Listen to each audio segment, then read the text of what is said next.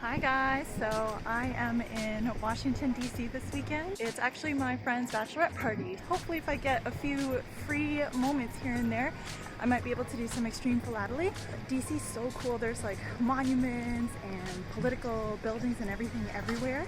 Just everywhere you look, so I'm kind of super tourist mode right now. This is actually the Library of Congress right next to me.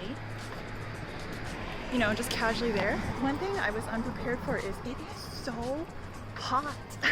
I did not know that it could get this hot in DC. It's seriously like some kind of jungle climate. I don't even know if I'll have enough energy to be able to do a whole lot of sightseeing because it is sweltering, but we'll see what we can see.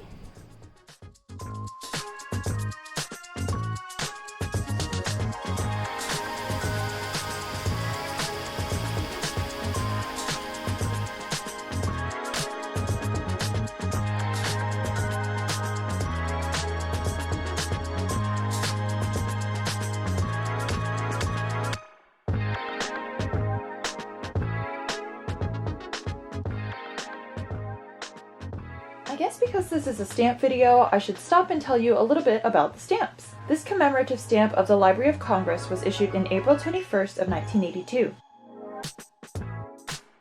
It's one of the 2 largest libraries in the world and has over 167 million books. Right across the street is the US Capitol Building. This stamp was issued in 1981 as a part of the Flag Definitive series, and it also comes in this cute smaller version. The U.S. Capitol is where the Senate and the House of Representatives meet to discuss, debate, and develop national policy.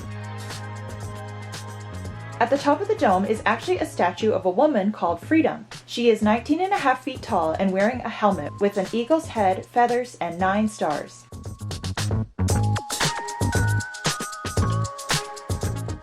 Some interesting things that I learned about Freedom. The American sculptor Thomas Crawford was commissioned to design the statue.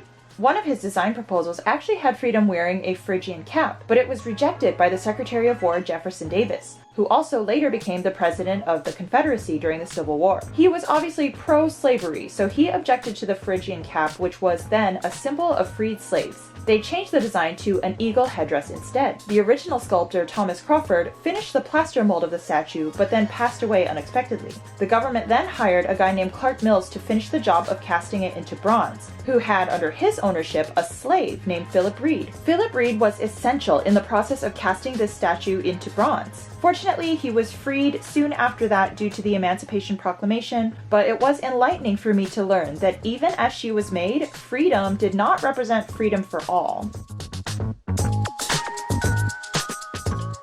In the same definitive series as the flag over the Capitol building is another stamp, the flag over the Supreme Court, which I went to see the next day. Hi guys, it's the next day. Now it is raining, as you can see. I have a few more hours before the next event, so we'll see what sights I can see. Behind me is the Supreme Court building of the United States. All right, let's have a little look around. This is definitely not ideal weather to do Xtremephilately. I'm struggling so hard. I'm trying to hold my umbrella, which just flipped, and the stamp, and I cannot get a picture of this statue.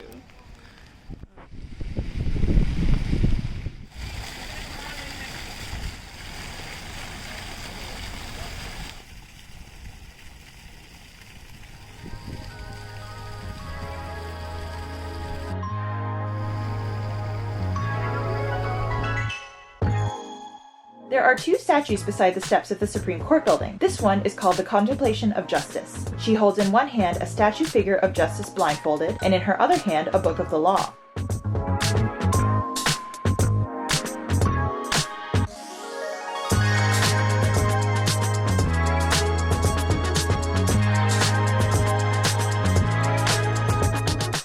The male figure is called the authority of law, also known as the guardian or the executor. He holds a tablet of the law, which is lex in Latin, and it is supported by a sword that symbolizes the enforcement of the law.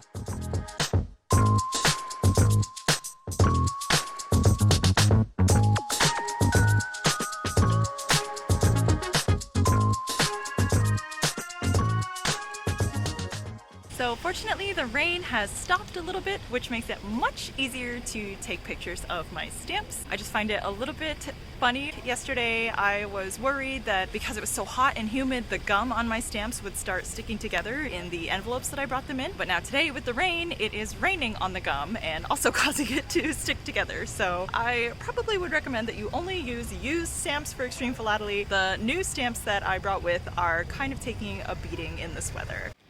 The other thing that I wanted to say is I just love with all this DC architecture how many details are in everything. So not only do we have these beautiful details carved into the Supreme Court building, but the ground is some kind of like marble looking tiling on just the floor, and there's these gorgeous fountains here, and even things like these little street lights have things carved into them. It's so beautiful. I love exploring in Washington, D.C.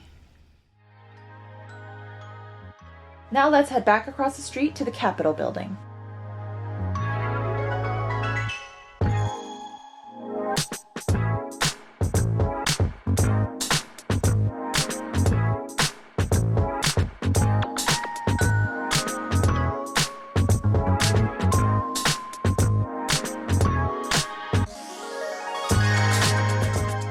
These two stamps are from the same series, called the Americana Definitives. I have a scattered bunch from this issue in my collection, but I never realized that they're meant to be displayed in these blocks of 4. There are 5 groups of the Americana Definitive series, each with a different theme relating to symbols of America. These two stamps are part of the same group on rights and freedoms of the American people.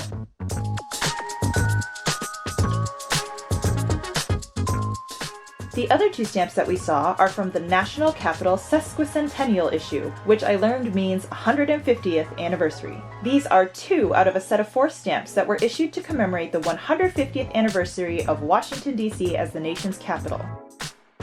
I actually also had a 3rd stamp of this set with me in my bag, but I didn't get a chance to see that view of the White House on this trip.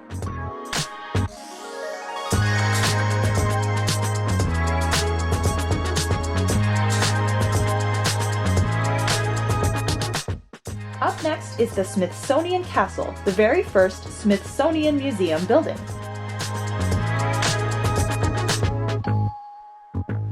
It was established because of James Smithson, who actually never even set foot in America. He was actually a British chemist with no heirs, and he willed his estate to his nephew, but he wrote a clause that if his nephew were to also die without heirs, his entire estate would go to the United States of America to found in Washington, under the name of Smithsonian Institution, an establishment for the increase and diffusion of knowledge among men.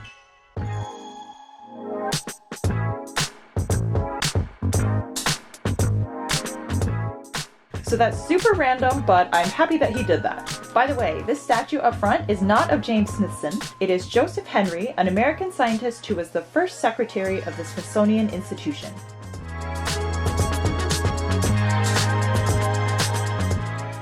Also, I might get in trouble. Look at this sky.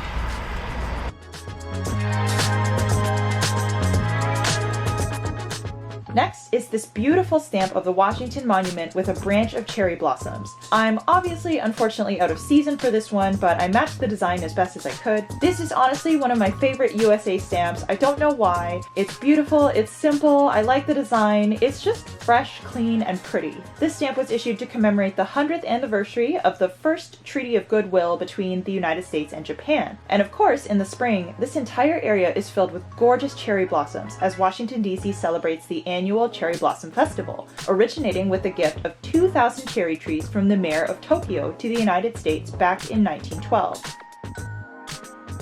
Hopefully someday I can come back in the spring and repeat this photo in season. Here is the Washington Monument, a 555-foot tall obelisk built to honor America's first president. So it's storming, it's so windy. My umbrella has flipped in and out so many times. There it goes again. Do you think I should stop? Nah, we're good, right? We're good. Oh. So this is the most Xtremephilately I've ever done. I would not recommend.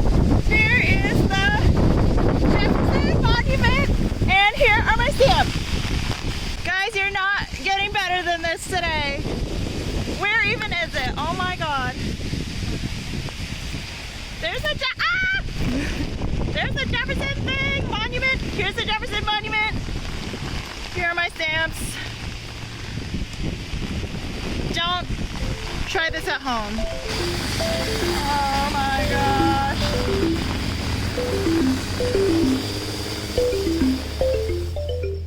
Oh dear, so my poor Jefferson Memorial stamps did not get as much airtime as I had wanted, but if that doesn't put the extreme in Xtremephilately, I don't know what does. Thomas Jefferson was the third president of the United States and the principal author of the Declaration of Independence, and his memorial sits along the waters of the tidal basin. Luckily for philatelists visiting Washington, D.C., there's still plenty to do on a rainy day at the National Postal Museum.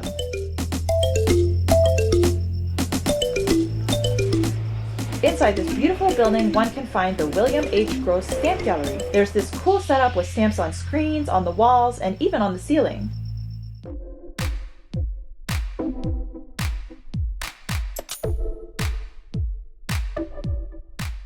And you can see famous stamps and errors like the Penny Black, Inverted Jenny, the St. Lawrence Seaway Invert, crash and disaster covers like these undeliverable covers from September 11th, a Hindenburg crash cover,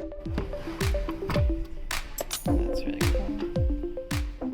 and stamps from around the world like my dear Canadian Blue Nose.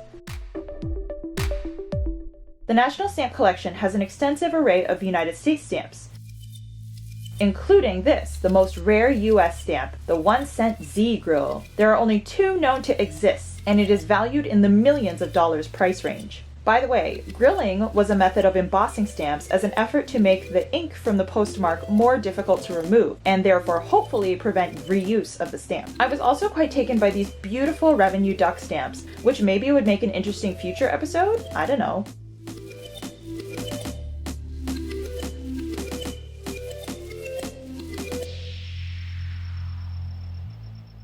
On the lower level are more interactive exhibits with models of previous vehicles used in mail delivery,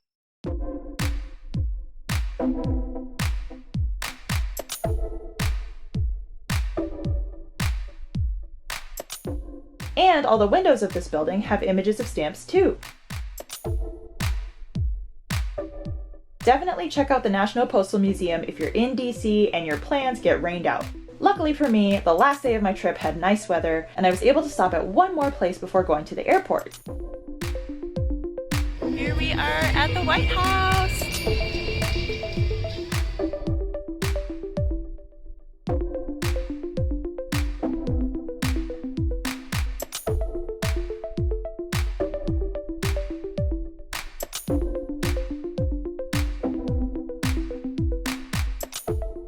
Finally, these are my White House stamps. Again, there are 2 flag definitives of the White House, but the third stamp is a little bit interesting. It was actually a joint issue with Ireland, as the White House architect James Hoban was an Irish American. This was Ireland's first joint issue with a foreign postal union.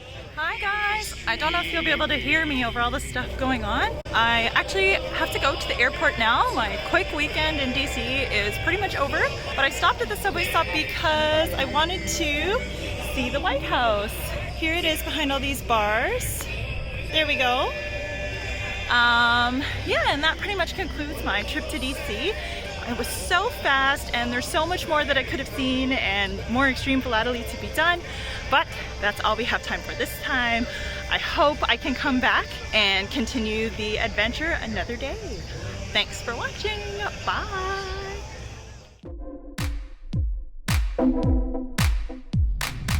Thanks everyone so much for watching. I hope you enjoyed coming with me on this trip. Washington, D.C. is truly an Xtremephilately's paradise, as there are so many sites that have been featured on stamps, way more than I got to see in this short time, so I have plenty more to do if I ever get to return. As always, stay safe and stay curious. Bye!